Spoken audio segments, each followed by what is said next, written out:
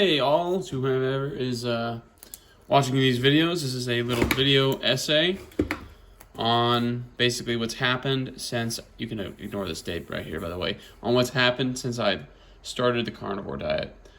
To date, it's been over 16 days since I've done essentially no carbs, right? For about the first 2 weeks, or about the first 12 days, I was going just meat, just eggs, and just cheese, right? So for the first 12 days, I was just eating meat, eggs, and cheese. Right? Now, this is perfectly fine, I think, for most people. However, I did notice that I was feeling a lot better when I took the cheese out. In fact, the moment I took the cheese out, I was having an easier time with food cravings. I had an easier time with my overall appetite. My appetite just seemed to get more easily controllable, more satiated, and ultimately it wasn't as loud. Like when I ate today, I kid you not, over 2 pounds of steak and what appeared to be 10 eggs. I had 2 pounds of steak and 10 eggs. That is a huge amount of calories, and it's extremely nutritionally dense, and it took me about 45 minutes to eat it all, right? And even though it took me a bit to eat it, as I was eating it, I'll be up front. Before I even made it, I was not that hungry. Like my appetite just, excuse me if I'm misspelling words. Appetite. Yeah, sure. Yeah, just ignore the bad spelling. My appetite was completely just satiated. Around the 10-day marker, right? The 10-day marker, appetite was pretty much gone. I had no humongous hunger cravings. I didn't have any huge desires to eat lots of food. Everything was just in key. I ate when I was a little hungry. I ate till I was full. And a huge benefit for me, actually, and this is something I've been having a hard time with, was cutting out sugar, right? So, because like during the first 7 days, right? The first 7 days, I was having a lot of cravings, major cravings for sugar and carbs, right? Sugar and carbs. And it was pretty bad. Like there'd be points where I would just see something that looked like it had sugar and carbs in it, and my tongue started to salivate, my stomach started growling, and I actually started imagining eating those types of bad foods. And it literally was like dropping a drug. It was like dropping an addictive substance. So for the first 7 days, the issue was the cravings for the sugar and the carbs. But around the 10-day marker, I was actually having a repression in my appetite. My appetite repressed, which actually, that's a good thing, because your body, when you give it the right food, it produces 2 different hormones, right? 2 of them. What are they called? I think it's leptin and gremlin. I'm probably spelling them wrong, so excuse me. Leptin and gremlin. Yeah, I'm definitely spelling these words wrong. But leptin and gremlin, right? And I don't even remember which one's which. But basically, one of these hormones that your body produces tells you that you're full, and the other one tells you that you're hungry, right? I got them mixed up, so I'm going off memory here. So it's a little informal, obviously.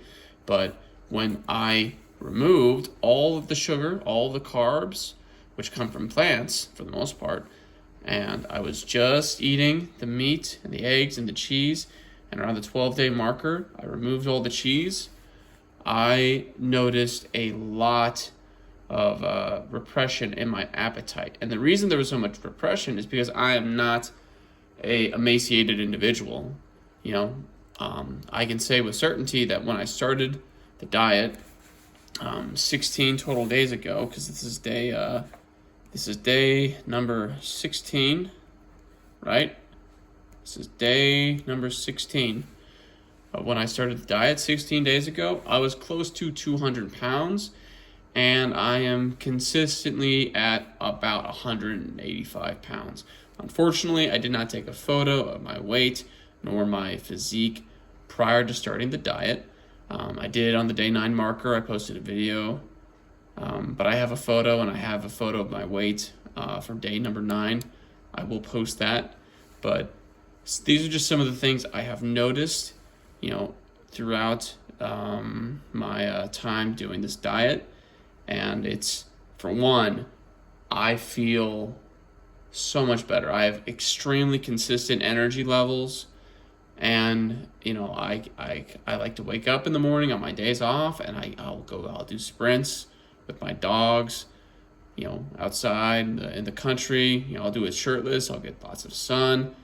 Another interesting fact I've noticed is I have not gotten a single solitary sunburn. No sunburns at all, not even one. Not a single sunburn, no sunburns in almost 2 months. So I haven't gotten a single sunburn for 2 months. Okay, now something to note is I've been eating lots of meat, lots of red meat actually, for a while now. I've been increasing it slowly into my diet. There's a compound in red meat. I'll be honest, I forget what it's called, but this compound inside red meat actually it makes your body have a resistance to sunburns, right? And I will literally spend an hour straight in the sun during the hottest point of the day, shirtless, and I don't get a single solitary sunburn.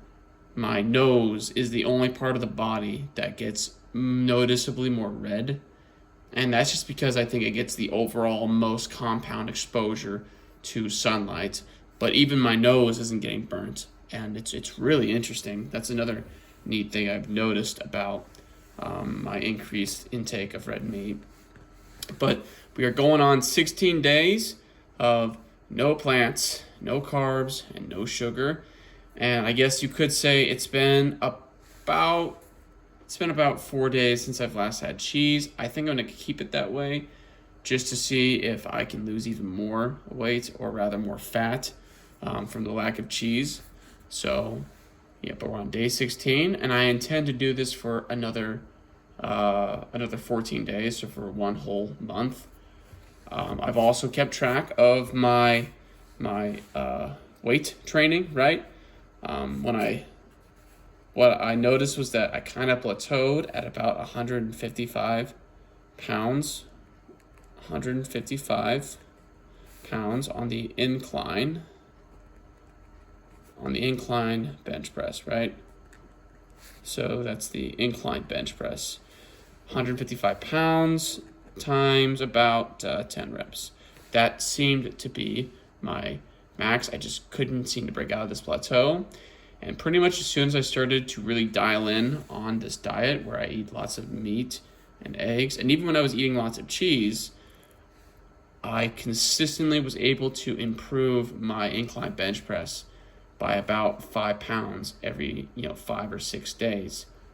I gave myself proper rest, I gave myself proper sleep, I was getting plenty of sunlight, and of course, lots of meat, lots of eggs.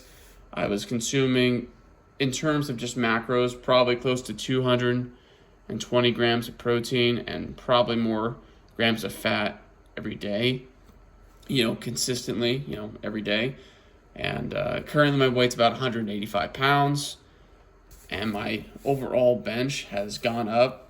And actually tonight I just did 170 pounds. So that's a 15-pound increase in less than a month, right? 16 days. It's been 16 days, and really it's even been less than that since I've tried to attempt this. And I just did 170 pounds for 11 reps, right? 170 pounds, 11 reps. So I'm coming close to being able to incline bench press my total body weight, which my body weight is about 100. Currently, it's 185 pounds, right? Now, of course, there is, I still have some fat tissue left. I still have a considerable amount of fat tissue left. I intend on losing it for my own personal reasons. I believe that'll most benefit my my hormone health and my body's ability to produce things like testosterone. It'll open up my androgen receptors, and it will allow me to improve this. It'll allow me to improve, this, and of course this as well, and this as well, and this as well. Yeah, this is it. This is everything that's kind of happened in the last 16 days. Part of what I did to keep track of the time as a form of personal motivation is I had a timer set on my phone, and it goes by the second, by the minute, by the hour, and I like to keep track of how many hours it's been since I've done this, which I don't know off the top of my head right now how many hours it's been, but it's been over 16 days. I think anyone can do this.